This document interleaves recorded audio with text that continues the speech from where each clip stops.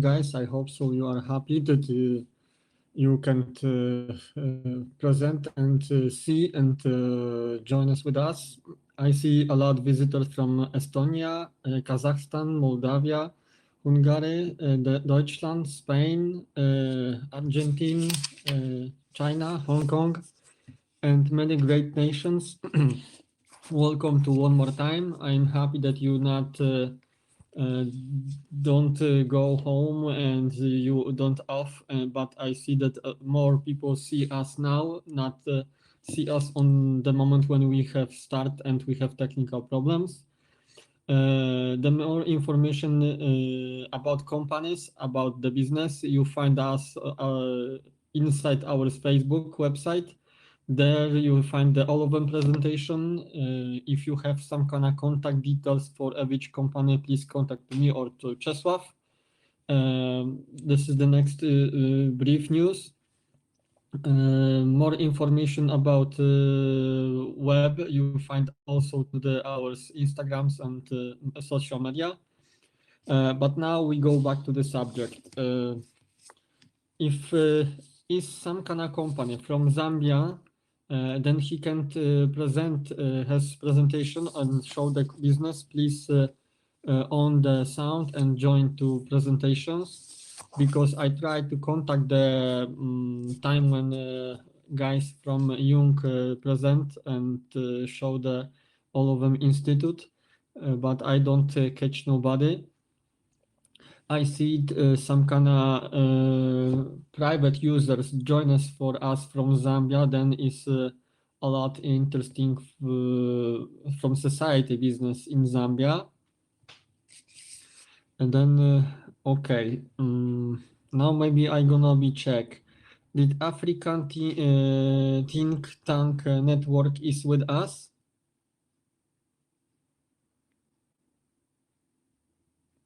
Sydney, do you get connections from Prime Time Network?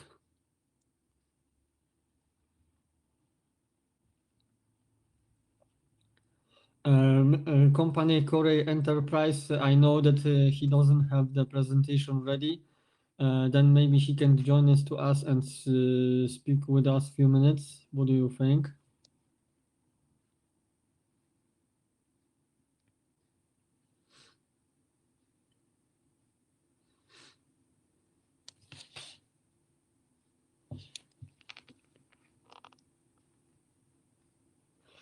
Okay, the company which have name Kiener New from Lusaka, Zambia. Did he is with us?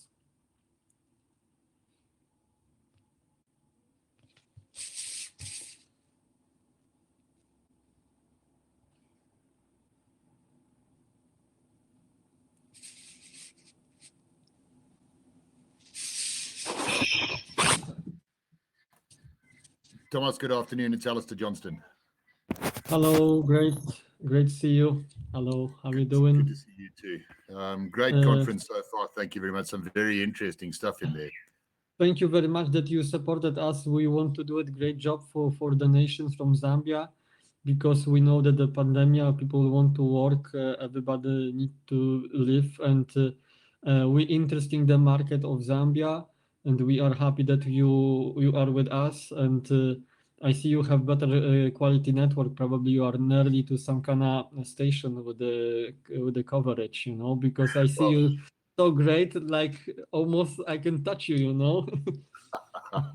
Well, we're in town. Unfortunately, out on the farms, it's not necessarily quite as good. Our network is a bit hit and miss, unfortunately. Yes, I wanted to say a few words. Thank you very much for your attendance, for all of them business. I hope so you can say for each company. Next month I'm gonna be in Mozambique. End of this month I planning to be in Maputo. Then probably 1-2 weeks later I'm gonna be in Lusaka. Then I hope so to see and meet you everybody and spend a few time and say hello from Poland and to private time, you know.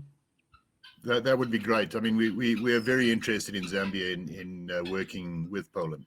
We have a great deal of very, very successful farmers here, but we've been historically tied to certain crops such as maize and soya.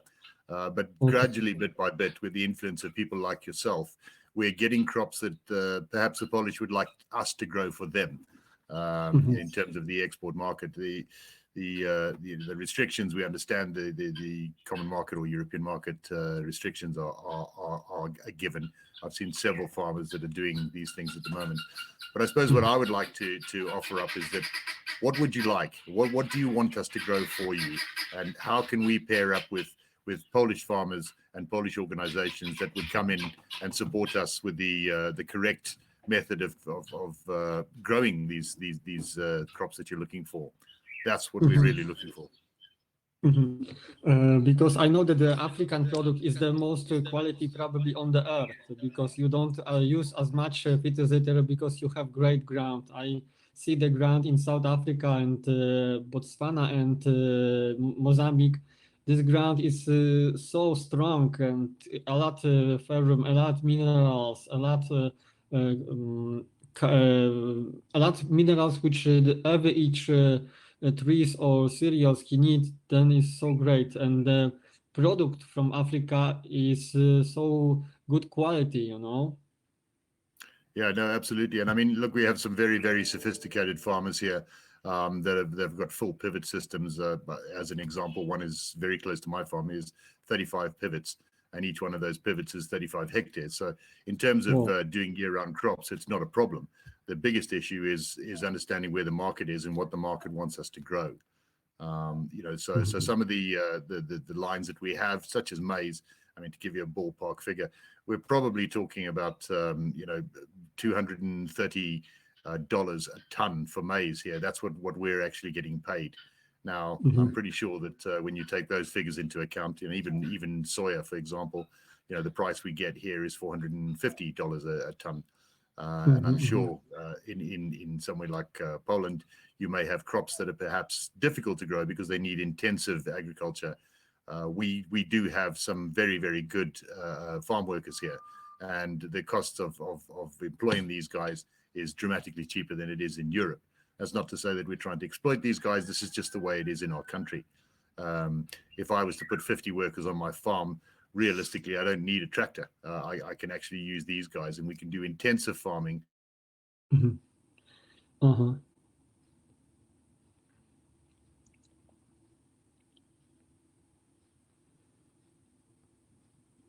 Hello.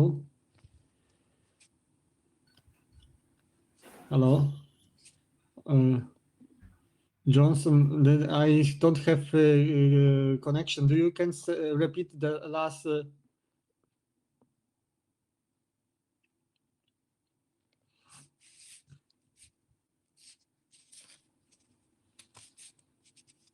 Apologies, having just told you that it was a really good signal here. We just lost a bit there for a second.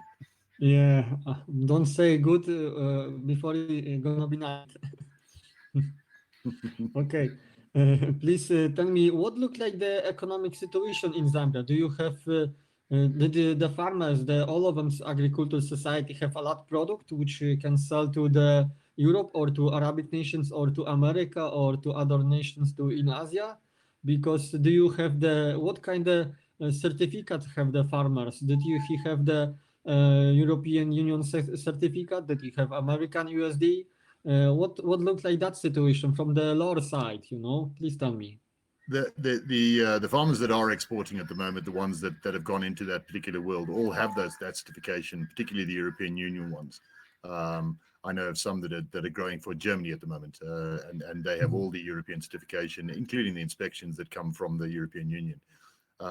It's easy enough to get a hold of that certification, and there are hoops we have to jump through, but from this side it's great. I mean, because we can do that. We can cater for that. In terms of the economic situation here, it's a bit difficult. I mean, we are looking at probably one of the largest crops we've ever had in Zambia this year. The rains have been phenomenal, and people have got a huge amount of grain and maize and soya coming out of the ground. So the issue, as I said to you before, is the price. The price you get for it. That's the issue. We normally sell to our local guys here, the the local milling organization, and that price is depressed because it's that's what they offer and that's what you can get. We're really looking for help to develop the external markets. Do you don't have some kind of group of develop of the product to other market like to US or America or to Europe or to Asia? A lot of the product at the moment is actually going locally, funnily enough. So DRC absorbs an awful lot of our growing capacity, and so does Zimbabwe, Botswana to a lesser extent. The export market, one of the issues we have in Zambia is that we're a land-linked country, which means that we have 8 countries around us. So in terms of the export market locally, it's great. We've got many markets there. The issue is that of are you going to get paid? You'll grow your crop, you'll ship your crop, and then wait for up to a year to get your payment back, which is obviously of no use to us whatsoever. We can't develop in any way like that. We prefer working with the European Union because the European Union pays. So you put your correct crop with your correct product quality in there, it's not an issue at all. So what we're trying to do is open up these markets even further, and missions like yours, for example, are exactly what we're looking for to try and develop that further. Okay, that's how the buyers can buy the product from your country, because as I see that you don't have the port, and I know that Africa is the continent where is not as much the train lines. How we can transport the product from your country? Do you have some kind of country which is collaboration with your nations very nearly and transport to some kind of port like maybe in Maputo or in Luanda in Angola? What kind of country supported you to the global traders? We have quite a developed route from here to wherever our market is. Again, it depends on who the supplier is, but often Maputo is a big one that we would ship to. We ship through Zimbabwe on transport through Mozambique into the port that way. Dar es Salaam is probably the biggest one. That's where most people ship through. But even Durban, should I say, it's actually less distance to go to Durban than it is to go to Dar es Salaam. But of course, there are time pressures on all of that. You're talking about sort of 2 to 3 weeks to get to port, and then another 6 weeks on board to get to Europe, for example. But I mean, depending on which crops you're looking for, fresh crops you can fly them out, but it's incredibly expensive. We kind of lost a lot of our market to Kenya when Kenya started flying everything out of Kenya. The local farmers down there developed very clever ideas to copy exactly what we did, and it saved them a 2.5-hour flight, and therefore the cost went down. But the quality of the farmers down here is very good and is getting better every year. As you quite rightly say, we try not to use a great deal of fertilizers. There's an awful lot of conservation farming going on here, where people are simply rolling over their crops. We're not plying the soils. We're simply plugging each time, and it's saving money, but on top of that, it's far better for the soils, where our soils are lasting better. Okay. And please tell me what looked like the market for the middle of the sector, because as you said, you are one of the biggest company in your country. You say you employ 50 person, but what looked like the situation for this micro sector of the agro producent, like some kind of workers which produce some kind of I don't know, some kind of fruits, vegetables, and he sell to the local market in Lusaka. Did he have chance to connection to the traders and find the huge market, or he sell to the local shops, into the local market, or did he have some kind of association where he bring in the product and he sell to other nations or to other sellers or buyers? What looked like that part, that sector? Did the micro sector he produce some kind of, like you said, jam or something like that from the fruits or vegetables? What do you think? Well, that's one of our, again, the biggest problem we've got. I mean, in Zambia, we've been trying for a long time to get value addition put into our crops, and that's something we don't have. So we ship a lot of raw materials out of the country, but actually what we should be doing is developing that product in country. Again, if we look at somebody like Poland, where they actually have a very well developed manufacturing sector, we don't have that here at all. So things like tomatoes. I think the statistic I saw the other day is 55% of all of our tomatoes are thrown away because we cannot get them to market. What? 55% to It's go hideous. to trash?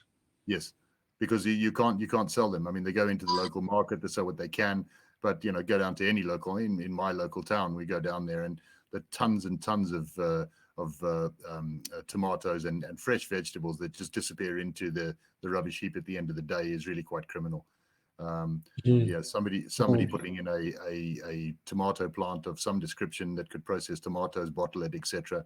It would be wonderful. I mean, gosh, you would be kicking at an open door. Yeah. Because this what you saying me to is I am with a huge shock. The same with shock when I speak with the guys from Minister of Agriculture from Mozambique when I was last into the December 2020. He say for me that he wasted tons and tons of mango fruits, and because nobody don't have the magazine or to keep it or nobody don't want to buy, and this fruits he go to the trash, and people in Europe and everywhere in the world he can buy that product, and nobody doesn't see this opportunity, and I am with a huge shock. And when you say this about is probably this problem is many countries like Zambia and also Mozambique, I am with a huge shock, It is, Okay. and I mean, it's not restricted to our fresh fruits either. I mean, even something like our maize, for example, we don't really have a great deal of access. Certainly in the outlying areas, we don't really have a great access to drying sheds or to storage sheds, and as a result of that, we end up losing an awful lot to disease. So we get dry rot or wet rot on the maize, and we'll lose maybe 25-30% of the crop just to rotten foods. We'll have to throw it all away or give it to the cattle and the other things. So. Oh my God, it's a big shock, It's very sad because all of them economy can't work with this product to produce something. Correct, and that's what we're looking for more than anything else. We're looking for somebody that's prepared to come in and to actually put some development in place, but particularly on this value adding product. The government has been extremely open that we don't have this facility, and they've been very, very good in terms of things like tax rebates and duty-free imports, etc., coming into the country to build these things. The facilities are there, the opportunities there. We have huge amounts of land that we could build on as well. It's not that you're trying to wedge a tiny factory into a half a hectare block. There are 10, 15 hectare blocks you could take up for next to nothing. And with the government support and the export permits that you could get from it, it's a very, very good opportunity to do it. Okay. Gosh, I am with a huge shock. Why the government from Zambia, he see this opportunity to support the investor, or he supported the local guys which want to work, but the people doesn't have the skills? What looked like the situation from that side? That's the biggest problem that we do have. I mean, we have a low skill set here in terms of processing and manufacturing. One of the main reasons is that an awful lot of the people that have come into Zambia before are looking to take out the raw product. They buy it very cheaply, they ship it to their country, and they process it there. And the margins on that are dramatically higher than they are from buying the raw material. We have a great deal of people here that are looking for a job, believe me, and a lot of very skilled people looking for jobs. One of the issues that we have is a lack of training, a lack of development of training and manufacturing facilities. But it's wide open if people are looking to come in and do it. And I, for one, as a producer, would be delighted if we could say, right, okay, we're shipping this product to the Polish bottling plant in something 30-40 kilometers away. That would be very feasible for us to do. But at the same time, we are going to get a reasonable price for our product. That's what we're looking for. Whereas the manufacturer, once they've done that, bottled it, you could even containerize it and ship it that way, which is what I've seen done before. They take it out on trains in containers. And then that whole container goes across to wherever it is that you want to bottle it. But it's far simpler to bottle it here. Your labor is much cheaper. The opportunity to actually develop in this organization and make a large manufacturing base is huge. As I said to you before, we're a land-linked country, so in terms of exports to local countries, we're part of SADC, which means that if it's manufactured and bottled in Zambia, for example, we can export it to South Africa or Zimbabwe or Botswana with no taxes, because there's no duty on it, because it's manufactured inside a SADC producing country. So they're a great opportunity there. Wow, we don't because these issues for the traders that he want to buy something without the tax. This is because you have some kind of union of this part of the world, and you have some kind of specialty rules like we have in Europe Union. What look like that? Why is like that? It's nothing like that. I mean, we have a variety of cooperatives where people will work together in cooperation. I mean, you said I was a big farmer before. I'm really not. I'm quite a small farmer in comparison to some of the really big boys. I think we've got 1,200 hectares. So it's not a big place. So we only have 70 hectares under cropping. Some of the really big boys, 35,000, 40,000 hectares. And that 35,000, 40,000 hectares can be converted to just about anything, whether it be working with crops that are specifically for European Union, for example. I mean, there is one guy I know that's actually growing a carrot. It's a type of carrot. It's a purple carrot, which I think is used in food coloring or something like that.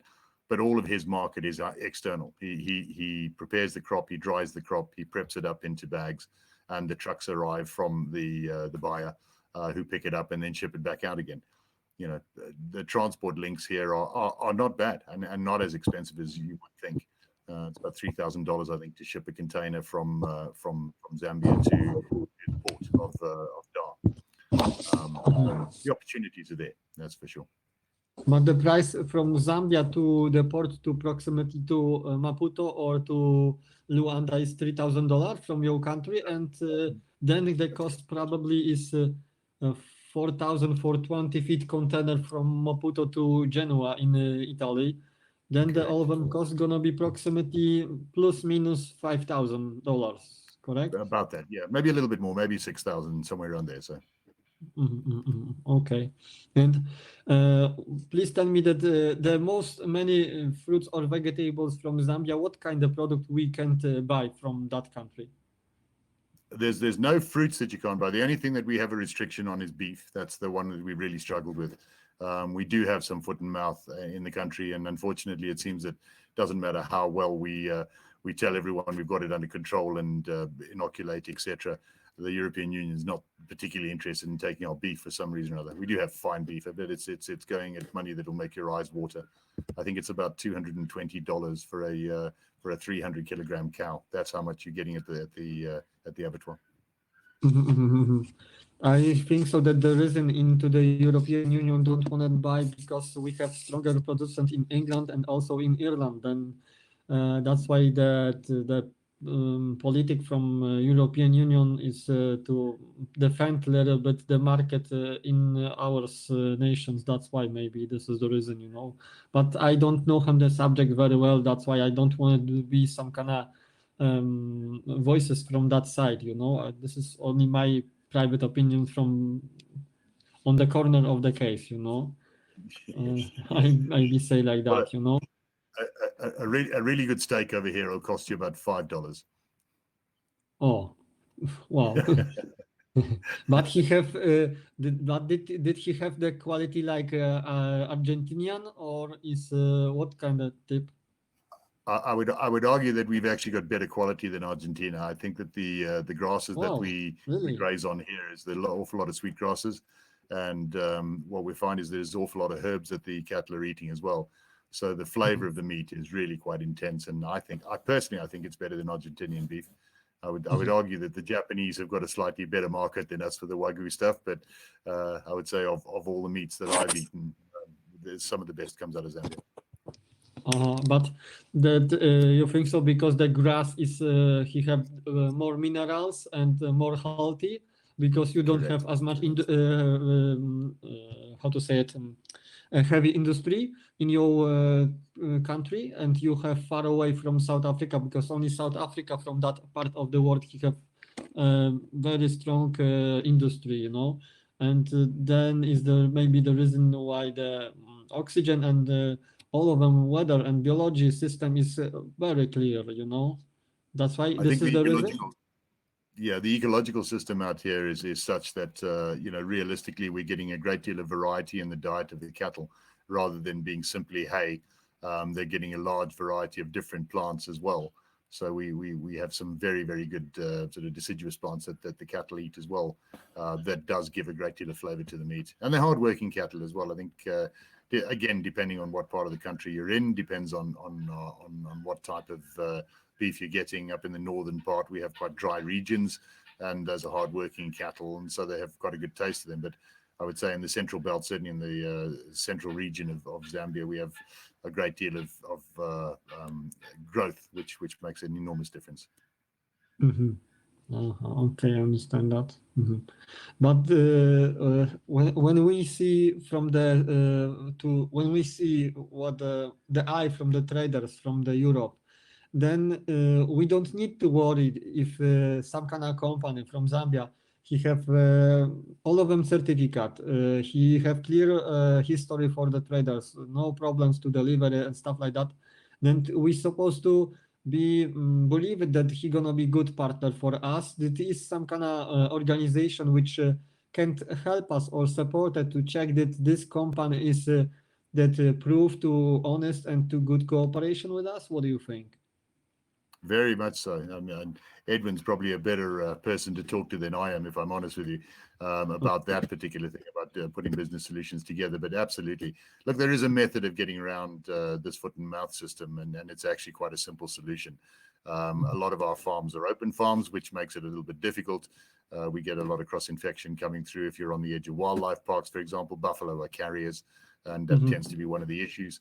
But to be honest, if you're in a fenced farm, with regular testing on it, you can quite easily get certified beef out of that. The issue, and I think you've nailed it quite rightly, is that there are a lot of protectionist markets out there. The British, the Irish, and the French, to a great extent as well, are quite keen to protect their own farming market and their own beef market, despite the elevated costs. But if we could find a method of getting around that and getting the beef in, there's a huge amount of money to be made there for everybody in the chain. Okay. But the market of the traders of agriculture is separated for the group like fruits, vegetables, meat, or some kind of other industry? Or you are work together and you have one big cluster which is the managed to the some kind of sectors? What look like that? Well, I mean, we have the Zambian Farming Union, and the Farmers Union is quite a strong force here in Zambia. They do, discuss quite heavily with the Ministry of Agriculture. I think that the issue we've got is that we have an awful lot of very small farmers, small scale farmers who are farming on maybe 5 hectares, and most of those guys it's not really in their kind of remit to go and join one of the big organizations. They'll quite happily sell on the side of the road, for example, or sell in the markets in town. That tends to be the standard way we do it. The price varies again depending on where you are in the country. If you're in Lusaka, tomatoes will cost you 20 kwacha, which is about, I suppose, 10 cents for probably 2 kilos of them. And if you're out in further out in the country, in the sort of Mumba across into the western areas, the price goes down further. So you'll be looking at sort of 15 kwacha. Now the shipping cost for that to take it to a factory would be, very, very low. And an en route collection, because there's quite good communication routes in Zambia, would be very easy to organize. It wouldn't be difficult at all. A pickup once every 3 days, and you'd be picking up a truckload on the way back into your factory every day. Okay. But I mean, to answer your question, we don't really have a great deal of cohesion, shall we say, as farmers in this country. We tend to be operating almost as independent. The amount of smaller farmers that we have, and this is a statistic you may not know, but 95% of our maize in this country is not grown by commercial growers. It's grown by small-scale farmers. Small-scale farmers. Okay, the then major farmers concentrating on things like wheat. But because why I ask you, because we have some kind of Polish company which produce some kind of machine, and our society, we have also some kind of cluster which are gonna be supported and to develop the factory or industry of the produce of machine, or to build some kind of machines which we can sell to the market of Zambia or other nations. then we don't have chance to find the cooperation because you have too small farmers, or we have opportunity to find some kind of customer because it's like in Mozambique the character look like that, some kind of village to join it for some kind of society, and he buy together one tractor, one trap, for machines or some kind of other, and the village cooperation with you and supported. If he need tractor to do it some kind of job onto the farm, then he do it, but the other society do it some kind of another job, and that's why look like cooperation and work in Mozambique. But what look like situation in your country? How the people work with each other? How to exchange the technology? Maybe to what look like? Do you have maybe the government to buy some kind of machines and he rent for some kind of time for that part of the state or the village this machine, then he removed this machine to do the other job? Or what? Please explain to me what looked like this thing did, or maybe private sector he help or to rent the machine and do it the job for small farmers.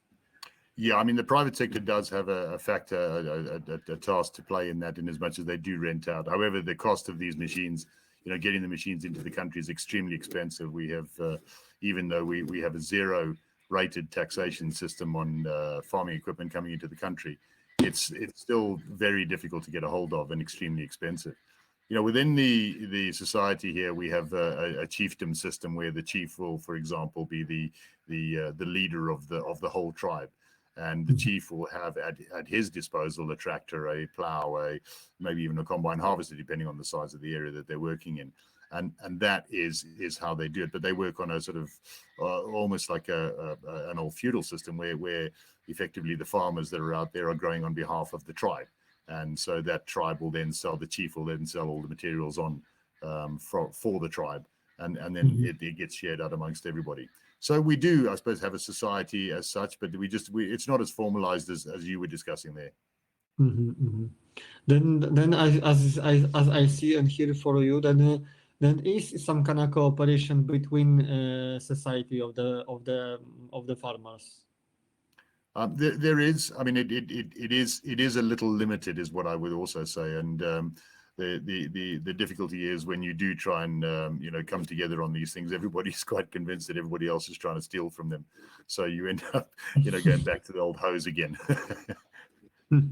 Okay, I understand that. And did it, if did that I see that the Zambia market of the agriculture is opened to investor for the building some kind of warehouse to keep it the product the same. I see that the opportunity to produce some kind of machines to produce some kind of product from fruits, vegetables. But what kind of character did you have? More fruits, more vegetables, or more meat? What? Please tell me. What kind of tip? So I think just about every farmer in Zambia has got some goats on his farm. A lot will aspire to cattle herds. I think the average cattle herd even in the smaller communities is plus of 20 cattle. Wow. I have a small farm, but I have only 100 cattle running on mine. There is an amount of beef floating around. The vegetables is probably the biggest market. I mean, it's one of the lowest barriers to entry. You can buy your seeds for very little, and in theory you can multiply your investment by 10 when you sell that crop on. Things like cabbages, for example, sweet corn, maize crops we talked about, vegetables, generally tomatoes, carrots, very easy to grow here, and they just need a lot of labor, and that's something we have in abundance. When you start to get into the higher echelons of things such as wheat or barley, for example, a bit more difficult because it's a winter crop that we grow here, and of course you need irrigation for that. Our rainy season is just about finished. We're just about to end the rainy season now, and effectively we now won't get any rain until November this year. So November will be the next time we get rain. So in terms of dry land farming, it's a bit difficult because effectively there's not much people can do short of hand irrigating. But even still within that, people are using drip irrigation systems, they are using borehole systems. So there is a year-round market for it. The climatic conditions here are very different to what's experienced in Poland. As you well know, I mean, you've been in Africa for some time now. But even our winters, if we get down to 7 degrees in our winter, then that's a particularly bad winter for us. The average temperatures are still around about 17 or 18 degrees. So you can still quite happily grow a crop in there as long as you're irrigating. That's the only downside to it. Then you have the season of the fruits, vegetables in Zambia, which is the time into the year. So right about now is when most people are harvesting their crops. Between now and I suppose early May time is when people will be harvesting their crops now. Tomatoes will grow year round. We can grow those year round here. Cabbages, all the cabbages are coming up now. So we've got some enormous cabbages that are all producing and appearing on the market at the moment. We have sort of eggplant, which grows fairly regularly. Okra, which is a very popular food here for the local guys as well. So in terms of fruits, I mean, the fruits are fairly seasonal. So your mangoes are in the street right now, and there are an awful lot of them. May I ask you about mango? Did you Yes. have the same problems like have Mozambique, Malawi, and Congo with mango, the disease which is now there? No, Or it hasn't hit us. or you don't have it like this No, issues? it like hasn't this hit us yet. It hasn't hit us yet. It is being monitored. It still Okay, has to then- come all the way through Zimbabwe, thank goodness. So, we're and I know people are taking steps to make sure that it doesn't come across here. Yeah, I know that the government of Mozambique, he burned some kind of part of the forest with the mango because disease he don't can stop at that, and every fruits trees he die, but it's good that you don't have like these problems. Do you have other problems like this with the fruits or vegetables? That everything is healthy because you have healthy weather? We do. I mean, we have an awful lot of problems, particularly with pests. Actually, I mean, that's one of our biggest issues. We have a great deal of sort of moths and that style. As a result of that, you need to be on top of that fairly quickly. But again, it's got to do with looking after your crop and just keep an eye on your crop. You can catch most of these things quite early now. Armyworm, we are concerned about armyworm this year because we heard that the armyworm was coming down from up north. That's particularly on the maize crop, which is quite key to a lot of people here. But yeah, I mean, there are an awful lot of pests here that will come down and have a go at your crops. But believe me when I tell you, the guys have been living with that for many, many years, and they do have very good methods of fighting that off. Because I am happy that when I hear where somebody learned the lesson from England and Ireland what happened, because I lived 12 years in Ireland and also in England, and I see how farmers disaster all of them agro sector. He used too much phytosanitary, too much chemical, and even water to normal people in city. I live in Letterkenny, the country of Donegal. He's the most north side of the country in the Republic of Ireland. And I live in the city which have 50,000 people, nearly, Letterkenny. And this city have over like 500 meters. Keep at the, hello Sydney. They keep at the water from, hi Sydney, we hear you. And we have the problem in the city with the clear water because the farmer he disaster all of them organic situation. Even the farmers which have for the fish farm in ocean, he need to remove from the more far away from the on the beach because the chemical was be too toxic to the fish, And I am happy that into the future, to all of them, humankind, that the people he thinking what he doing, and the farmers he learn and he read, and that's why even now, if somebody hear us, don't use chemical stuff too much, because it's not good stuff, Okay. No, exactly. It's allowed in our country, but it's banned in Ireland. So that tells you a story, doesn't it?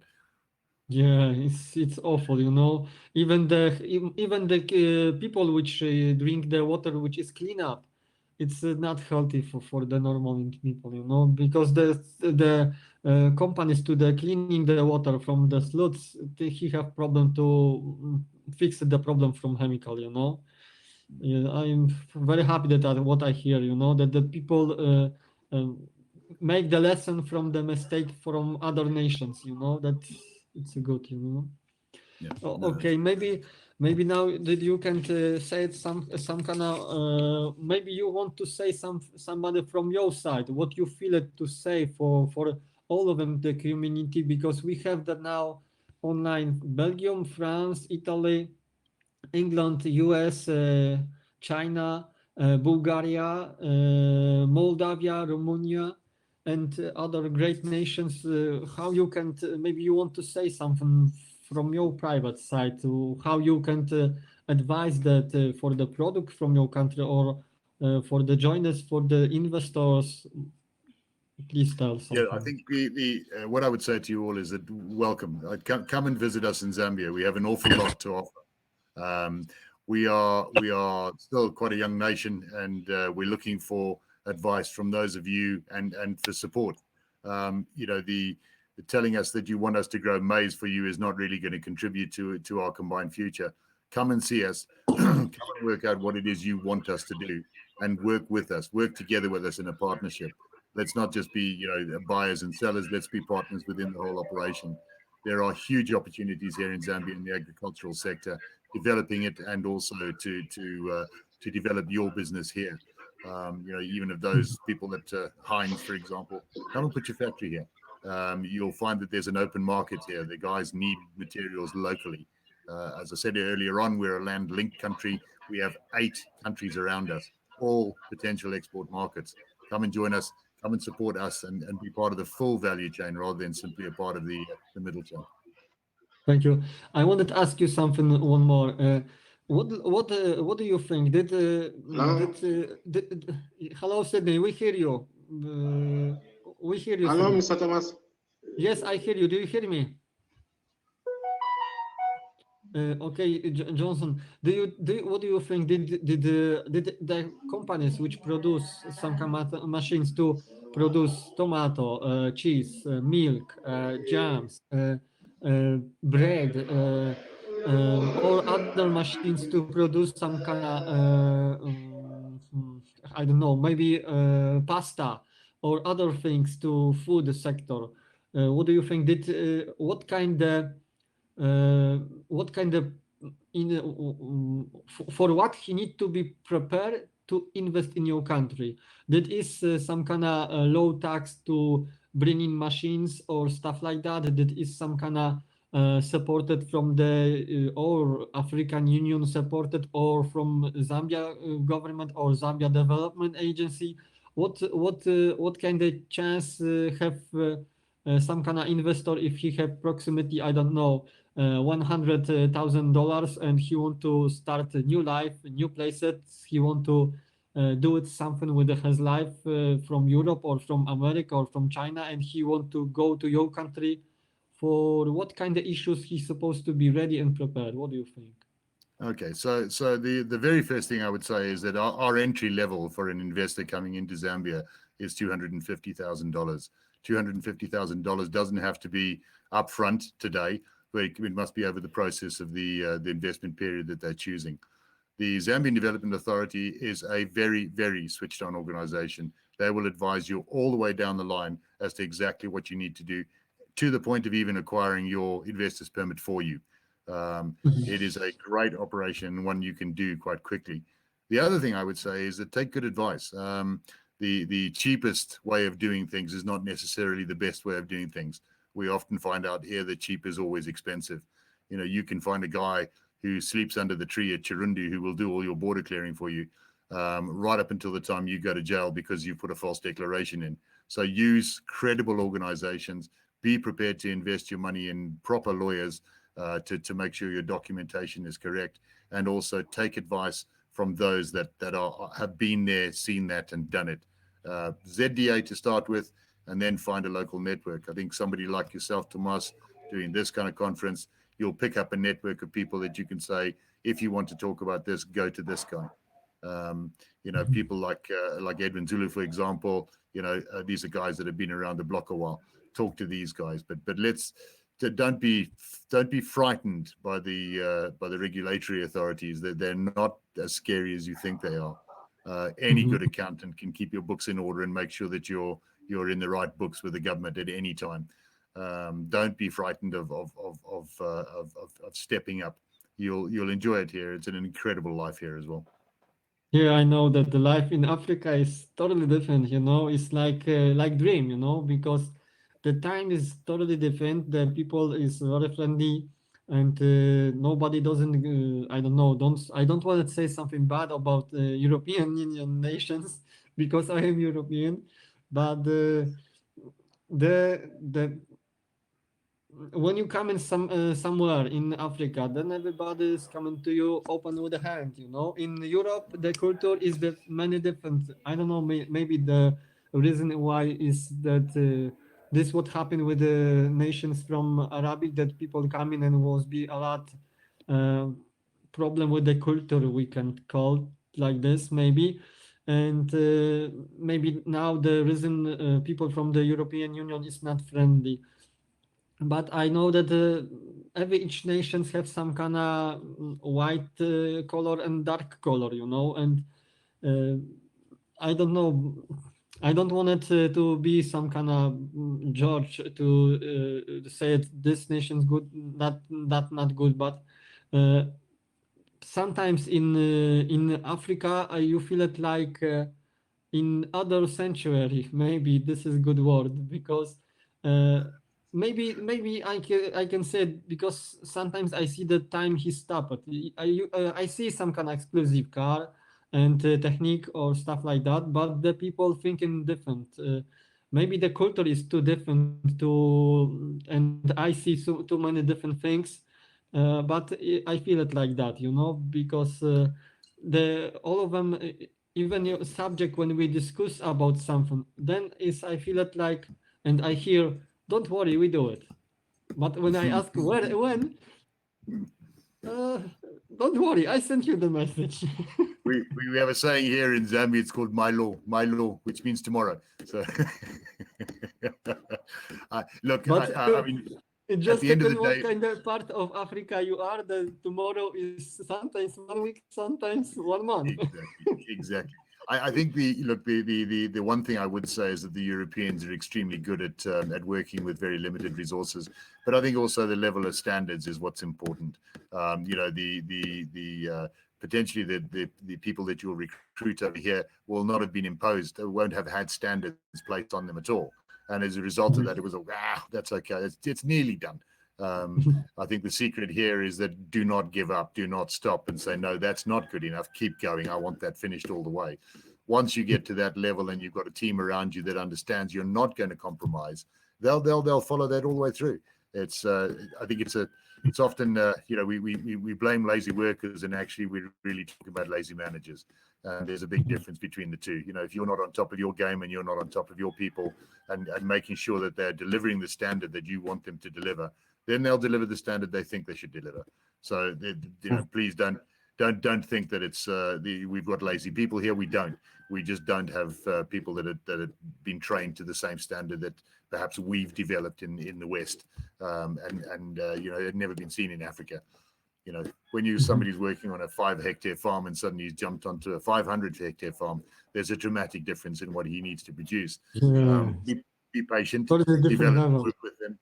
Yeah, and you'll get the reward. I mean, I've been very, very happy with the people that I've recruited and the people that we've trained. You know, all of them now, I would say without a shadow of a doubt, are better farmers than I am. And so actually, I'm just a bit of a painful person that turns up every now and then. So, but equally, what we do is the reason we turn up now is because we want to put the standards back in again to make sure the standards are maintained. Maintain your standards, your farm runs perfectly. Mm-hmm. Wow, it's a great. Mm-hmm. Okay, I think so. I think try to think in about some kind of another subject, because I wanted full out all of them discussion to present the most better, the most nice, the Zambia market and Zambia farmers and all of them market. You say for us many prices, but what do you think? What kind of product without the machines the need the African and Zambian market? What do you think? What kind of product you? Because this is the questions for our visitors which see us, which work without agro sector. That's why it's my question. What do you think? Did you need medical, or do you need some kind of, I don't know, transport machines, equipment for trucks or stuff like that? What do you think? All of the above. The only issue with all of those, I mean, if it's not directly related to farming, and I mean directly related, I'll give you a really good example of that, such as fencing for game fencing. We have a particular type of fence called a Bonox fence, which is a square fence, and it traps the game, but it doesn't hurt the game, so it doesn't cut them in any way. That Bonox fence is subject to a full import duty coming into this country. Now, you and I might say, well, hang on, that's a game fence and it goes on a game farm. But the interpretation from the government here is that, no, you can use that fence anywhere. You can use that in the town. So therefore, it attracts full taxation. So I would say to the people that were trying to bring equipment into the country, be really clear. There are several extraordinarily good clearing companies in this country that would give you a quote at the drop of a hat and tell you whether or not you're subject to taxation or not. Come and visit. It's not an expensive country to come and visit. A couple of $1,000 or euros invested in coming here for 2 weeks and looking around and talking to people will save you millions in the future. Okay. And what looked like the situation about the transport now? When is the COVID? Did only the main airport is Lusaka, or you have the I forgot the huge Athens people which live to the north side in the middle on the country, which is nearly to Congo border. I forgot. Yes. There you have some kind of Copper Belt. We call it the Copper Belt. Yeah. So Ndola is the main one there. There's a main airport there, an international airport in Ndola, as well as the international airport in Lusaka. The transport links are extremely good. I mean, we have access to every country around us. Do you have motorway from there or not? I know. I see on the map that you have a good connection with Johannesburg and Harare in Botswana and Maputo. It's one motorway, but do you have more? We don't really have motorways in Zambia. We have roads which have you can overtake on one side, but it's Africa. Yes, it's just a tarmac road with people coming towards you and on the other side of the road. So it's a single lane, effectively a single lane road running all the way through. There are one or two areas that open up a bit, but that's the main area is simply one road. But the trucking system is very, very well developed here. It has been over many years. So the transport routes are quite clear. There are a variety of prices and a variety of operators and quality of operators as well. Some extremely good and some not so good. But that's the same as you get anywhere else in the world. So due diligence is what I always say to people. Think twice and get recommendations from people that have done it before. And watch out for the sharks. There are sharks there, especially these guys will see you coming through into your hotel and they'll be quite keen to find out what it is you want, and they can definitely provide it, and they'll get you a meeting with the president tomorrow. Be aware. That's what I would say.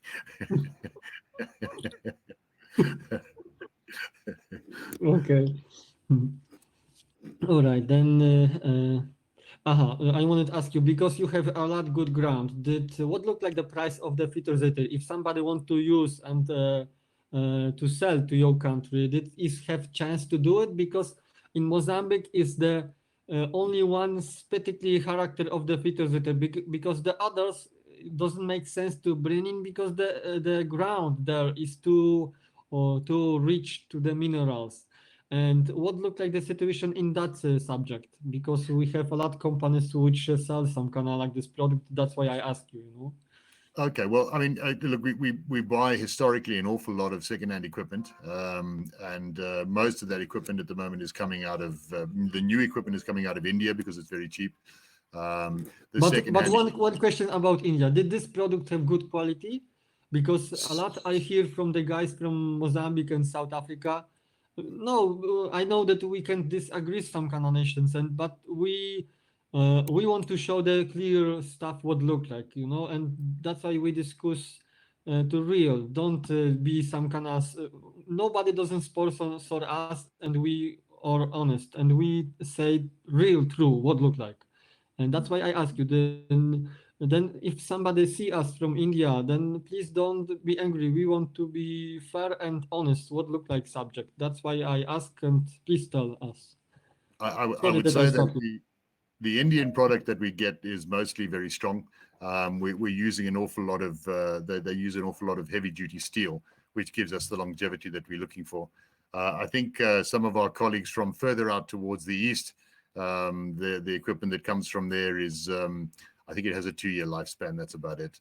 It's one of the reasons why we buy a lot of secondhand equipment from places like the UK, even Germany now is selling us equipment. There is a very low, I suppose, expertise level on the repair of technical equipment. So you'll find an awful lot of things that where you could be in Poland, you would simply call up your local dealer. He would give you the spare part and come and fit it within the same day. If a spare part is needed here in Zambia, it can take us up to 8 weeks to get it. So the more technical the equipment is, the less effective it is unless you've got the backup systems to support it. I mean, a lot of the smaller farmers will have a plow and they will have a tractor and they will have a disca. Some will even have planters, but again, there must be hard wearing and hard work. Otherwise, it's wasted, completely wasted. There's a graveyard of equipment sitting in a variety of farms around Zambia that are simply waiting for one spare part that they'll never find. Okay. But secondhand equipment, it sells extremely well here. I mean, if you've got, again, remember, it's because it's agricultural equipment, directly agricultural equipment, there is no duty on it coming in. They don't charge you any VAT or duty coming in. So what you sell it for in Poland is a price that it's actually delivered for in the country. We don't have to pay any extra. As farmers, we don't have to pay any duty on it. So there's a and big what look like the price for some kind of trap which have approximately 5 years? What do you think? What look at the price? Or 10 years? Interesting enough, I would say if you took what you paid for it and deducted about 20%, that's the price that you'll actually sell it for in Africa. Okay. So it becomes quite a good investment then. And what look like the price of the tractors and other machines like combines? Do you have some kind of concern with which you can buy the brand new, or is the most many secondhand? No, you can buy brand new, but again, we talked about this earlier on. That's kind of restricted to the top end of the market. I mean, I certainly don't have a combine, won't be able to afford a combine for many years. But there is a farmer next to me that has 35,000. He has 5 combines, and all of them are brand new. They're all, sort of top of the range John Deere equipment, and they're fabulous. They're absolutely incredible. But again, this is an organization that has roots all over the place, so they can ship in equipment if they need it. So if something breaks, they'll make a phone call on the next plane. The person coming out will bring it with them. So that's fine.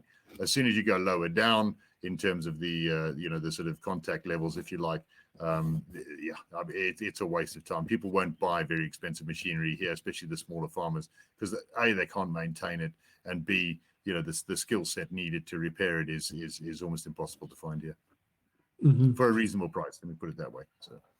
But is this some kind of group of the traders, or this is some kind of traders from the Europe? He sell that product, or? Yeah, I mean, Massey Ferguson, they have a dealership here, as does John Deere. Saro is the largest supplier. Case is here as well. Yeah, they have a place just on the outskirts of Lusaka. Saro is the big one from India. And then there's a great deal of our Eastern colleagues have a variety of operations out there as well. I mean, and Germany Deutsch is also? No, there's no Deutsch deal out here. So I mean, Deutsch would be very popular here. But again, how do you fix it? If it breaks, how do you fix it? That's the issue. Yeah, this is the problem. That's why it's my second question. What look like the service for the machines or all of them equipment? Do you have some kind of schools or people which study and do this job, or is the people which don't have work and he find the way to learn somewhere and he do this job? What look like that subject? Right. Normally what will happen is that somebody will be working for an organization that has this equipment and will work as a mechanic there or as a trainee mechanic. Once he's finished, he'll move on. Somebody else will take over the job and he'll move on to a farm that needs a mechanic. So actually, a lot of it is indigenous growth. It's growth, the endemic growth within the country, not outside. We have very few qualified engineers that live in this country right now, which is a problem. I mean, in terms of training and development, if you were looking to put an operation in here that would be successful from a training perspective, that's where I would go.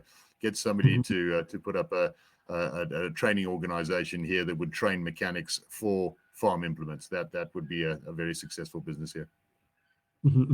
Okay, I understand that.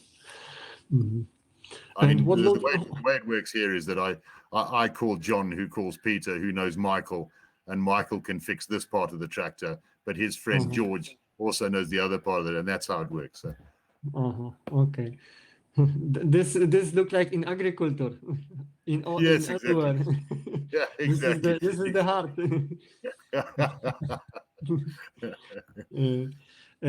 Please tell me what look like situation for some kind of herbs or like this stuff for like this product. Wonderful. I mean, there are organizations that are very close to towns. There's one just on the outskirts of town at the moment that grows flowers and herbs. That's what they actually do. They grow them commercially under polythene, and they have an enormous farm there. That's about 1,000 hectares worth of it. So their opportunity and ability to export is huge. Again, as I said right at the very beginning, it's the market. We just need the market. People that have got the market, come and talk to us, because we can grow anything you want. You just have to tell us what it is you want and help us to grow it to begin with. Once we've started growing it, you won't need to bother us again. We'll just keep shipping the stuff into you. So yes, I mean, herbs, gosh, it's huge. I mean, everything's available here. The next subject, which I want to ask you one moment, because my notes is gone, and give me one moment. I need to scroll, because this is the electronic. Because I too long talk with you, and my phone is off, and I need to manage to one more time on. And what look like herbs and spicy product for the kitchen? Spices, we've got plenty of spices. Do you have some kind of specialty farm which produce and looking for the buyers, or do you have some kind of exotic, like? Why you ask you? Because the market into the South America, he's looked like that he have some kind of specifically product, like to the subject in Mozambique. He have Murgena. This is some kind of local tea, which is the popular. Maybe I see you recognize them. You know Moringa, what I try to Moringa, yes, exactly. And did your market, did Zambia have some kind of his own product? Like in Poland we have oscypek. I don't know. In Italy have the pizza, but it's popular to all of them earth. What exactly your market? What your culture, the Zambia market, have to offer to specialty from that country? Okay, Like, so there are a variety of different vegetables that we grow here that we don't grow anywhere else. But they are pretty much acquired tastes. That's one of the problems. They're sort of acquired tastes. In terms of things like you talked about spices, for example, we have a huge variety of spices that grow here all the way through. I mean, particularly chilies. You know, chilies down in the Zambezi Valley, they are endemic down there. They're wild. And wow. not only in the wild, but they're also wild when you eat them as well. So there's huge amounts of that. And again, you know, You try to say that we're gonna be very wild if we're gonna eat that. Be careful what you eat down here, that's for sure. You'll pay for that for days, I'm telling you. We had one guy, a friend of mine that I know very well. He came over, and he's a real fanatic on these things. And he stayed in his room for 2 days. He could not go further than about 4 meters from the toilet. So just be careful. But yeah, I mean, look, there's an enormous variety here. The issue is that, you know, we can grow anything here. We really can grow anything here. We've got the climatic zones that would cover just about every single type of thing. The only thing we don't do over here really very well is grapes. That's the only thing we can't grow. Vines don't grow very well over here. The soils are not chalky enough for that.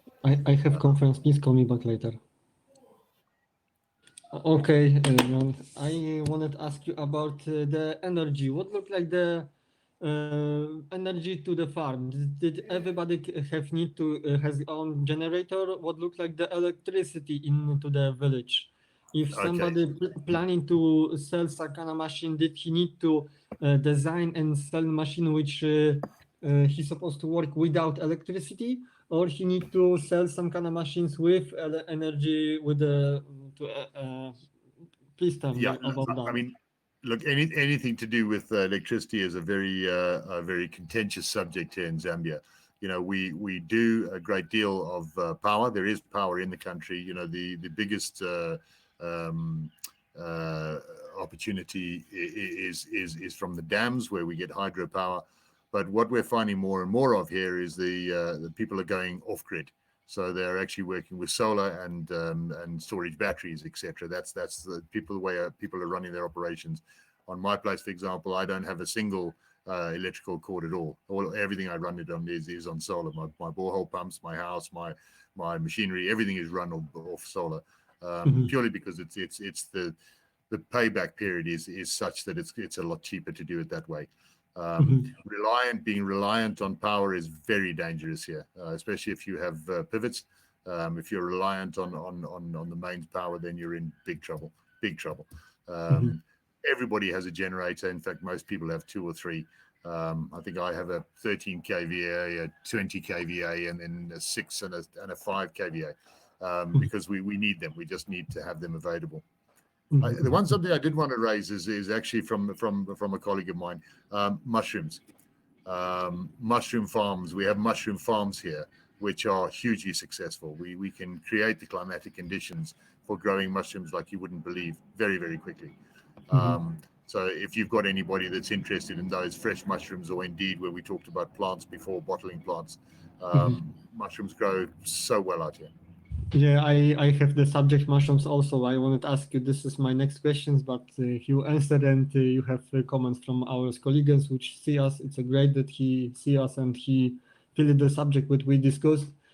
And what looked like the subject with the energy from the side of the green or the sun energy? Please tell Yes, me solar. if did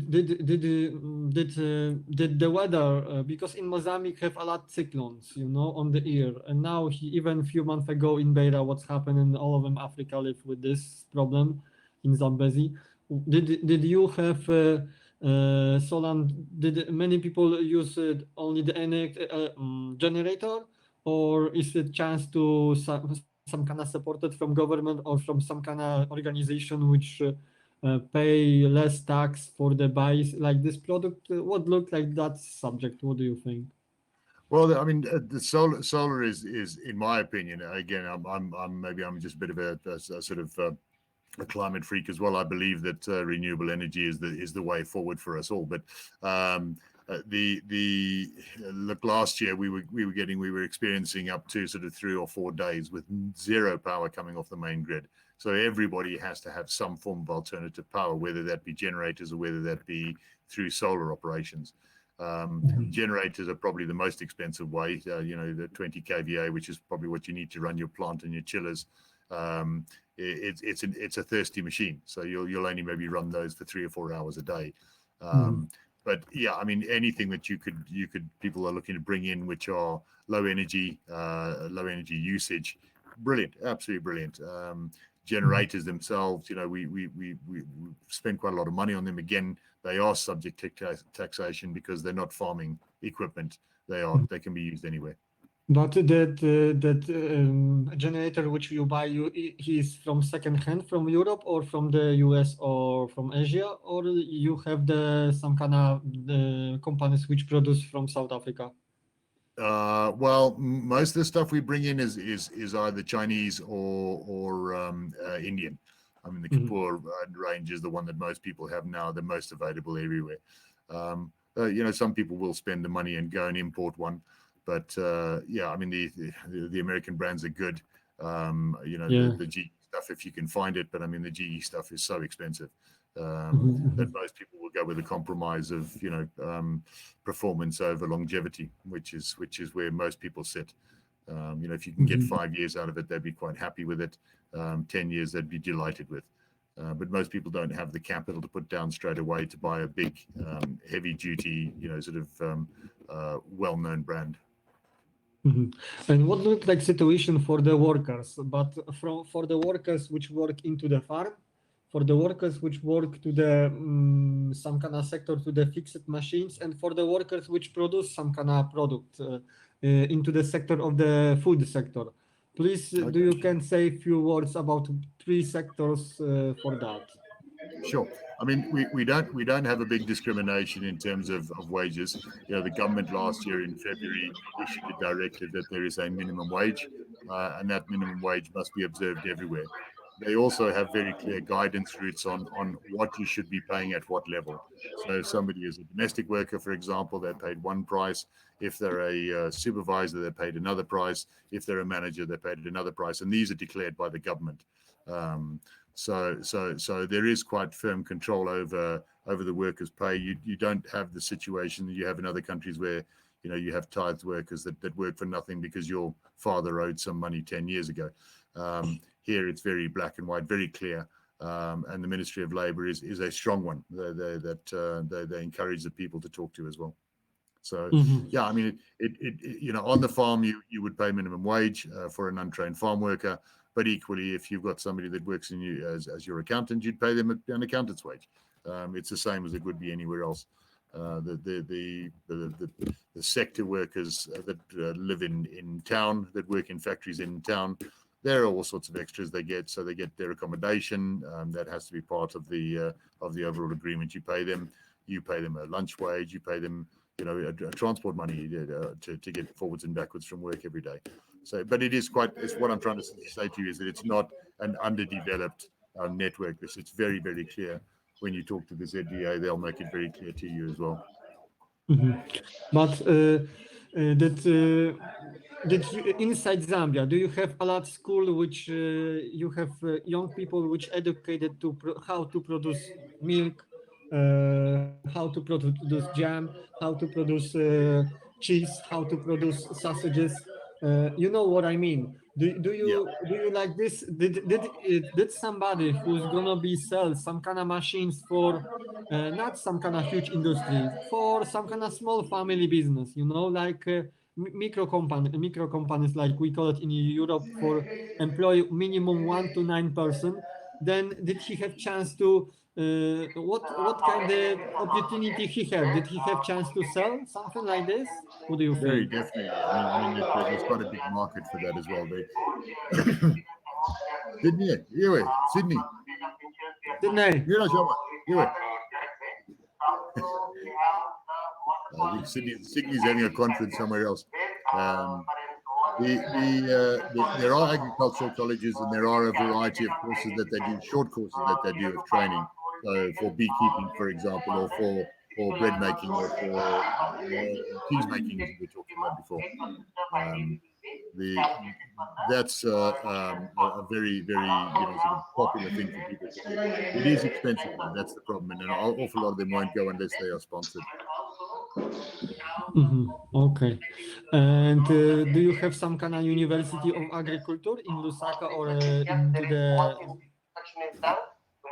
We do. They're quite well spread out as well. So we have them in Lusaka, we have them in the Copper Belt, we have them up in the north, we even have them down in the south as well. So there's quite a lot of agricultural colleges as such available. Okay. Then if then some kind of producent of machines for micro sector of the business, then he don't need to worry. Then he find a customer which know how to use the machine. He don't need to onto the business plan to give it some kind of exercise or the course for somebody to use some kind of machines, or he need to be. What do you think from that side? Definitely, training is the most important thing in the world out here. I mean, the guys may well have gone to an agricultural college and learned about I don't know, let's say making tomato paste. The reality of when they get a new machine, you will have to factor in training for that machine and detailed training for that machine, and it must be very, very, sort of categorical in what you need to do. Number one, you do this. Number two, you do that. Number three, you do that. In a week's time, you do number 4, 5, 6. It's absolutely vital that the training is received, and detailed training, but repetitive, detailed training, so that these guys know what they are to do. Because otherwise, the machine will be broken in a week and nobody will know how to fix it. Okay, all right. Tell me, Tomasz, what about dried mushrooms? Is there a big market for dried mushrooms out in Europe? Okay, it just depends what kind of type of the culture is the kitchen. Probably the most many you find into the countries where is there a lot forest in Europe, like Poland, Italy, because as we say a few minutes ago, in pizza we have a lot mushrooms.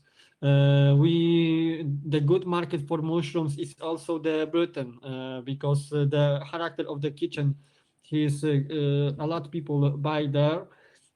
Also, I see in Bulgaria, of course, Germany, France, and I don't know that Spanish kitchen like it mushrooms, because the character of this culture, because I learned a little bit Spanish language and Portuguese. He loved the Portuguese. He loved fish, a lot fish, and Spanish love fruits. And the tip of the character the kitchen is not exactly the producent of the mushrooms. He's supposed to focus for the market, like I said, Italy, Polish, Deutschland, and England. I know that the Irish market is very attractive. I know it's small. The population is only 5 million, but this is the interesting opportunity for sell the product, because I live in Ireland many years, and this tip of the kitchen and the character of the food which the family eating, the majority eating, he liked that also. For Sweden and all of them Scandinavia market, I don't can say it nothing louder. I live in Norway only 6 months, and I tell like this. Norway people like it, has own tip food. Uh, I see many products from agriculture he export. He is good market, but it's not huge like Irish. The population is little bit similar, but in Ireland you have more chance to sell. And in Sweden, I don't know. I only drive away this country, and I don't have knowledge about that. In Ukraine, I know that a lot of farmers have some kind of produce of the mushrooms. I know that also in Poland is the huge community which produce mushrooms. Mm, Austria and Hungary. That market, I don't know him from that side, from the mushrooms. Somebody need to do it research. Switzerland, probably the same like Austria, but Switzerland, I know that 100% he doesn't have. And this country, he buy everything. And this is the good chance to sell, and for a good price, of course. And what kind of more market in Europe? In Romania, I don't know. I never do not be in Romania. I have some kind of business partner, but is from the business, he representing the business agency, and I do not speak about that subject with him. Then I don't can tell you the answer for that questions. What I can tell you more about mushrooms in Europe? I know that the US is attractive market, and Canada, but you need to find who and with what kind of person. If somebody want to interesting, please text me the email. Then I gonna be give you the contact, because I have good contact there. Please, maybe now you ask me what you want to know from Europe, from Poland. Now maybe you gonna be question and ask me, because you feel it more what you need to know about Europe market, and I can answer for your questions now, because I see suppose many visitors from online, not from the companies which to gonna be prolonged and presentation the company. He see us, and that's why I wanted to give you some kind of questions time. Okay, yeah. The main one is the one we sort of opened the discussion with, which is that what do you want from us? What can we do for you? And then how can you help us to produce that for you? Okay. because the strong side of the Europe is the knowledge and technology. We can do everything. Probably I don't gonna be some kind of I don't know how to say it, a good bad ambassador, but probably we can do everything into the technology of agriculture. I know that many technology country like Japan, US, or maybe China now, he can't be the hours concurrence to Europe zone, but I believe. Because Europe is the interesting continent. He is very long and from north and south and from east to west. We have a lot of fruits like from exotic countries like Spain to from hot weather, and we have a lot of fruits and vegetables which like it cold weather, like from Poland, Estonia, Finland, or Sweden. You know. About technology, uh, everybody's know that the G20 a lot economy from Europe. Maybe 15 to 13 he from Europe. Then we have a lot knowledge and skills.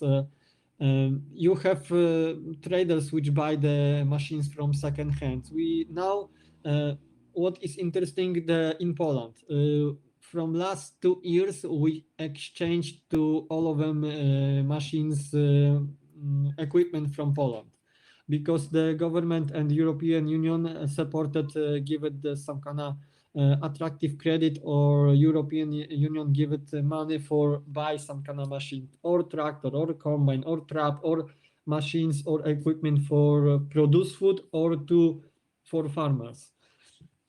And it's a good spaces for buy some kind of machines from Poland or from other nations which now have this program or finish that program. This is the one opportunity. We have my business partner Czesław Rola. He's the guy which have connections for 500 companies to develop the technology to other nations. He have good connections in Poland because now I have the knowledge and skills to my platform have a connection to over like 7,000 companies on my system. Then we connection with each others, and we want to do a good job to both sides, help to Polish companies to outside Poland and supported company outside Poland to supported in Poland. And that's why we do it this conference, we do it this bridge with that knowledge, technology. And to the time we're gonna be present some kind of science park, then he tell you more information because this guy we're gonna be present is my colleague from my school. He's the doctor. He tell you more information about technology, what is the offer from the science part of my nations, and this is for that. And maybe more I can say it about Fitterzeiter. Of course, we have a Polish stock in Warsaw. The chemical part have 60% of this money which exchange of the all of the market from chemical police. This is the or Azoty Tarnów. This is the two the biggest companies of the chemical phytosator in probably into the Europe, maybe or on maybe on the earth, because he have 7 or 8 factories to all of them countries or outside country. He produce many different type of the phytosator and minerals and stuff like that. Because the Europe have science of the biology, we have a lot opportunity to sell vitamin and minerals to how to say it to healthy. If some kind of animals is sick, then or cereals or fruits or vegetables, then we can propose some kind of minerals which kill disease into the or animals or in the fruits or vegetables. Also, you find onto the my system. Or what kind of more we have to offer? Of course, we have new type of the fruits, vegetables, which is more healthy, more stronger what some kind of disease. But more about that, you need to contact with some kind of institutes of the science like Jung or stuff like that, or companies like that. This we can offer. Of course, we can offer the contact for the companies, for the traders, like I have. I have probably 3,000, almost 4,000 traders and 3,000 companies to produce something to the all of them art. And even my company have the part of the agency. We sell the product to Poland, to Spain, to England, to France, and also to Arabic countries. And we are open to support it. I sent the offer to government of Zambia, to Washington DC, and my friends he sent me the information that Zambia he is interesting this part of the economy, and he looking for supported the farmers looking for. That's why we do it this event, because we speak with this my friend in October 2020, if I could remember. Sorry, and now we do it this, and we want to help. And my please for all of them Zambia company, if you looking for buyers, trade, you looking for customers, please contact with me. I can give you the promote and develop the company into my system to show the company to all of them earth. And plus my system is like this, because I don't have like Facebook or other social media, some kind of kids which walk to the website and looking for something. I have pure business, B2B, B2C, and nobody does it which not interesting some kind of subject, agro food, or farmers, traders from sector of the agro, like food, chemical, produce industry, machines, equipment, or traders is not on website. Of course, he can go and see, and probably if he doesn't interested, then he go. But the most many customers and traders coming to the website, because my brand is probably the biggest in the earth, and we have only agro sector, not like Alibaba or eBay, which have everything. We focus to agro. Okay. Well, Tomasz, thank you so much. I won't take you up too very much much. more of your time as the other people are trying to get in there. But I look forward to you Yes. contacting me when you come into the country. I'd be very interested in catching up with you, and we can talk some more. Okay, I hope so.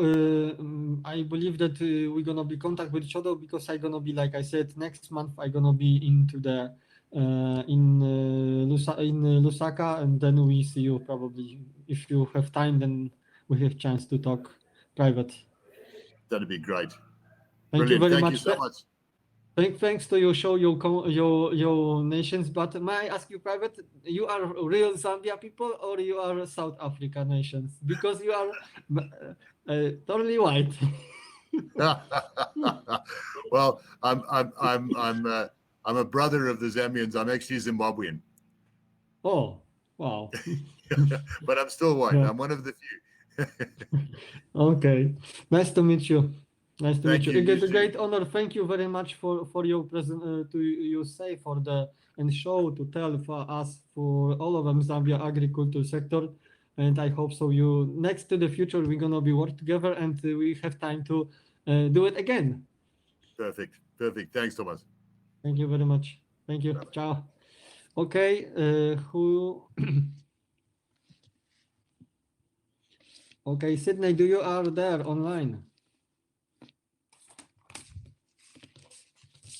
Czesław, do you can come into us, join us?